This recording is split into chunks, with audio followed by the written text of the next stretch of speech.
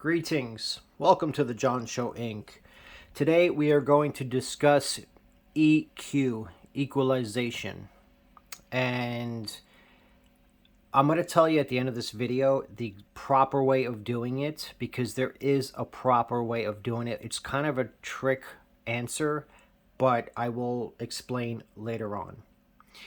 Now, what I want to do is I'm going to show you how I do it, okay?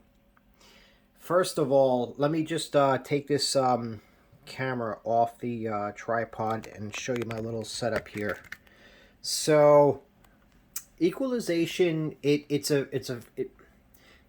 way to altering your sound to sound like the way you want it to sound like, with a setup that you might not. It might be a good setup, but it might be not to your taste of your ears. So I have my got my Pioneer 1976 Pioneer EQ SX1250. Okay, I usually, when I run my Pioneer SG9500 EQ, I usually, on the receiver, I usually have my EQ settings on off. Okay, you have your treble here, your 2 high and 20 hertz, and your 10 kilohertz. I'm sorry, 20 kilohertz, 10 kilohertz. Then you got your 100 hertz and your 50 hertz, which is your bass, upper, like mid-level bass and low bass. Now, you can set that on and use that with the EQ if you really want to. But I used to do that until I got more evolved with this equalization of playing my records. And so now I just leave it off. I do the filter. There's 8 kilohertz. I'm sorry, I'm not looking at the camera. I'm looking at my finger. There's 8 kilohertz and there's 30 hertz. When I do my turntable, especially with the other turntable I had, the cheap Audio-Technica one, you get a lot of rumble and stuff. So I leave the filter on. So anything lower than 30, it wouldn't pick up. I still leave it on now, even though I don't need to with the Techniques turntable I have. But I just do just to play it safe, just to get the perfect sound, or as close to perfect as I can. Now that's 30 hertz, okay? So let's say the 30 hertz is activated. The lowest we have here is 32 hertz. So it won't affect this. It's just for the rumble, okay? If it did affect that, I like a lot of music that has a lot of bass and deep bass in it. So, and I like a lot of deep bass in my sound, even with like rock music and stuff. So I would turn it off if the filter would be anything higher than 30. So it's okay for me. Now, don't forget, this is not the proper right or wrong way. This is just my way of doing it. I'm going to tell you the correct way after I explain my way.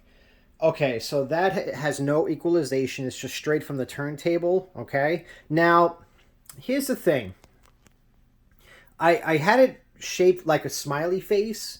It's kind of like that now, a little bit. But I had it like a real, just a real more pronounced smiley face. And I got a comment on one of my videos that that's not the way to do it. You have to leave it flat. You're not supposed to have equalization. You're supposed to play the record as it's intended by the producer, or whatever he said. That's his opinion, and that is correct for what he wants. But see, with me, every record sounds different. Okay, every song and every record sounds different and was recorded differently. Another thing is, this cartridge is a very mid-rangey cartridge, so it gives you a lot of. It's the Nagauka MP200 cartridge, and it gives you a lot of mid-range. So you have to adjust your equalization to fit this cartridge. Okay. Another thing is these vacuum tubes in my phono preamp. Those are the Tongue Soul gold pin, and they have a lot of mid-range in them too. So I would have to compensate for their output of sound to make it sound like it. So every little detail changes the sound. If you use copper wires versus silver, you get very tinny sound, and you have to lower your treble a lot on the high treble. It depends on the wires. So it depends on everything. So every I have a different setting for every single song I play on all of these records. Okay, so when I'm doing a video and I'm playing, let's say, my disco mix, It's all different artists throwing on a record. So everything was recorded differently on different records in different studios. So I'm playing the record and you're watching the record spin and listening and enjoying the music. What you don't know is I'm right over here next to the record and I'm adjusting the EQ for every song. So some songs you'll sound it might sound like it sounds a certain way, and then like towards into the song, towards the middle of the song, it might sound a little different, a little more bassy or less bassy. That's because I'm over here just in the EQ. So okay, now I'm gonna put this back on the tripod and show you how I adjust it. Now, if I really am detailed on how to do it, this is how I do it. Okay. I put a record on, okay? I'm playing my record. I put everything on 0, okay? Not negative or positive, just on do everything to 0. It's kind of hard with the tripod here. I got to put this closer. Okay, I do everything to 0. So I'll put everything on flat, okay? So there's basically like no EQ. So if you turn it on or off, it would be no difference. It's like basically doesn't exist, okay? But it's active. So I leave that on flat. I play my record. I get it to the volume I want, okay? I'm not worried about the how the sounds is. Oh, another thing is speakers. I have American Acoustic old vintage 70s speakers or maybe 80s speakers, and they're very mid-rangey.